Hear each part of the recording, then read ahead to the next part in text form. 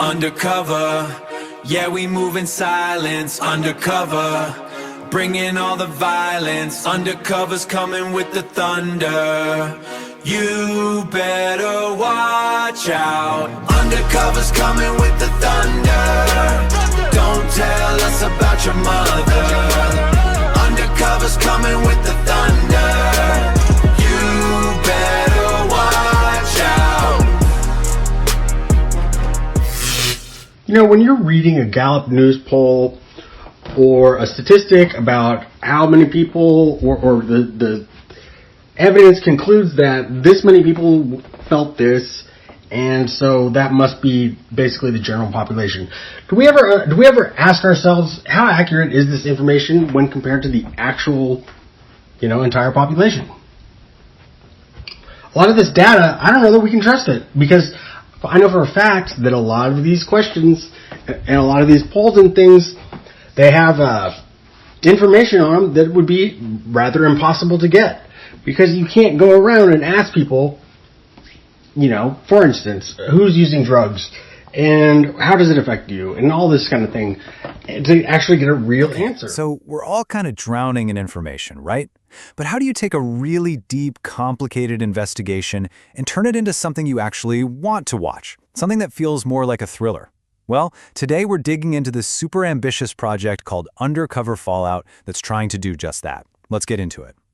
You know, this whole thing didn't kick off in some fancy newsroom or a think tank. Nope, it began with something deeply personal. It started with that gut feeling you get when the official story about a tragedy just doesn't feel right.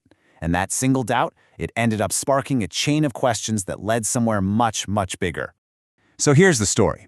The person behind this project lost a friend who used cocaine. One day, she died because her supply was tainted with fentanyl. Officially, the case was closed almost immediately as a straightforward overdose. But see, there was a huge problem with that. He knew his friend. And he knew she never, ever used downers like fentanyl. And that one detail, that thing that just didn't add up, was the spark for everything that came next. So how does a personal tragedy, a quest for answers for a friend, completely morph into a massive investigation of our entire system? Let's follow the breadcrumbs here, because this is where one person's search for the truth starts to reveal the cracks in the systems we're all supposed to trust. This slide really lays out the whole domino effect. It starts with that one nagging doubt, that gut feeling, but look how quickly it escalates. The case being closed so fast isn't just a side note, it's a symptom. It shows just how stretched thin our public services are, and that leads to the biggest question of all. When the system gets it wrong, who's there to hold it accountable? Who investigates the investigators? And that massive question, well, that became the whole foundation for a formal project. This is the moment a personal quest for truth officially becomes a mission. So let's take a look at what that mission is all about.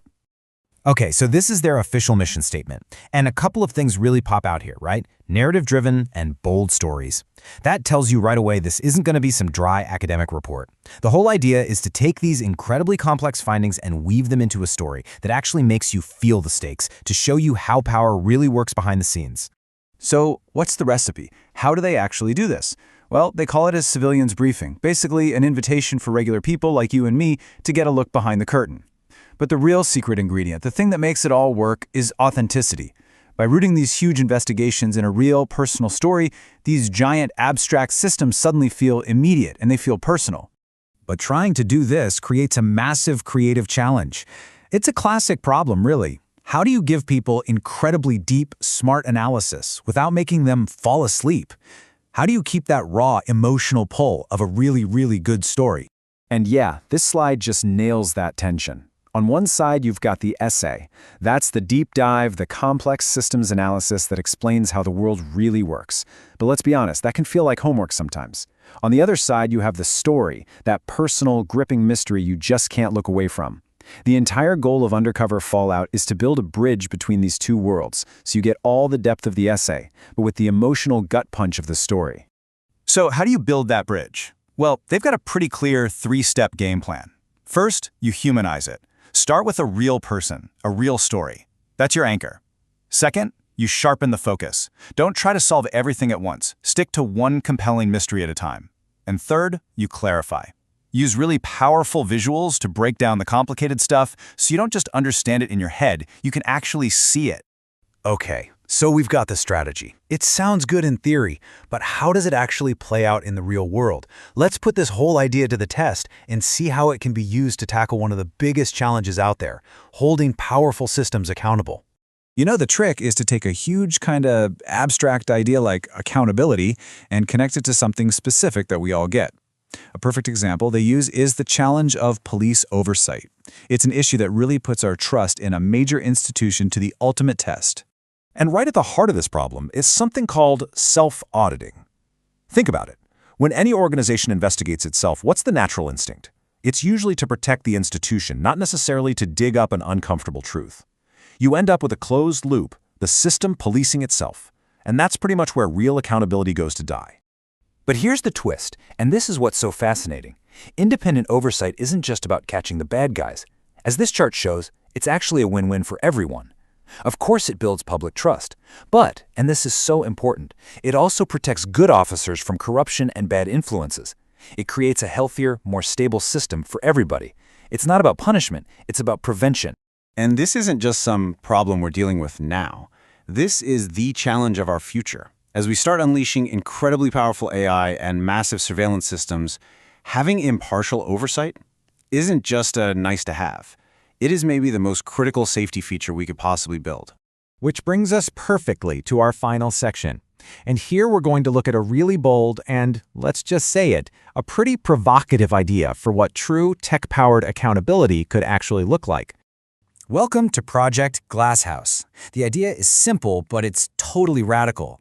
What if we just flipped the script on surveillance? Instead of using AI to watch the public, what if we used it to watch the people in power, to hunt for corruption, to spot bias, and to enforce transparency from the very top? It's a concept that really forces you to ask some tough questions. And get this, here's its most radical feature, a financial kill switch. Just imagine an automated system that's monitoring transactions in real time, and it can actually identify and stop illegal financial activity the second it happens. This isn't about consequences years down the line. This is about stopping corruption in its tracks. And this quote, man, it just hits the nail on the head. The whole argument is that accountability without some way to actually enforce it is just for show. It's theater. For transparency to mean anything, it has to have real teeth. It has to have actual consequences. And that leaves us with the ultimate question, not just for this project, but really for all of us. How do we build systems that are powerful enough to enforce real accountability without accidentally creating a brand new, unchecked power? It's the great paradox of our time, creating a system that can police the powerful without becoming a power unto itself. And finding that balance, that might just be the most important challenge we've got.